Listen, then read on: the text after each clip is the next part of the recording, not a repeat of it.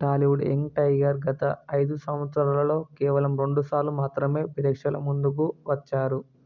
త్రివిక్రమ్ శ్రీనివాస్ దర్శకత్వంలో ఎన్టీఆర్ హీరోగా నటించిన 'అరవింద సమేత వీర రాఘవ' సినిమా బాక్సాఫీస్ దగ్గర సక్సెస్ అయ్యింది.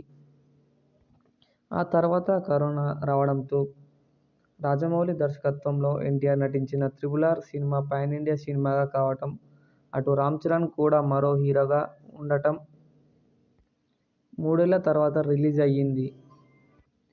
'Triple R' cinema pan India రేంజ్లో సూపర్ డూపర్ హిట్ అయ్యింది. ఈ సినిమా వచ్చి కూడా 2 ఏళ్లు దాటుతున్నా ఇంకా ఎన్టీఆర్ నుంచి ఎలాంటి సినిమా రాలేదు.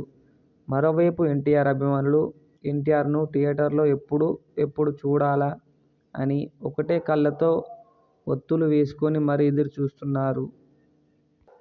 'దేవర' సినిమా సెప్టెంబర్ 27న ప్రపంచ వ్యాప్తంగా పాన్ ఇండియా రేంజ్లో థియేటర్లలోకి వస్తుంది. మొత్తం 5 భాషలతో ఈ సినిమాని రిలీజ్ చేస్తున్నారు.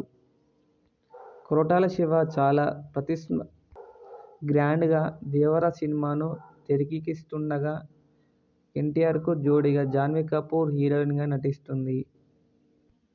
ఈ సినిమా రిలీజ్కు మరో 25 రోజులు టైం ఉన్నా కూడా అప్పుడే అడ్వాన్స్ బుకింగ్ ఓపెన్ చేశారు. 'దేవర' ఇప్పటికే $1,00,000 మార్క్ దాటేసి మాస్ యూనియా కంటిన్యూ చేస్తుంది.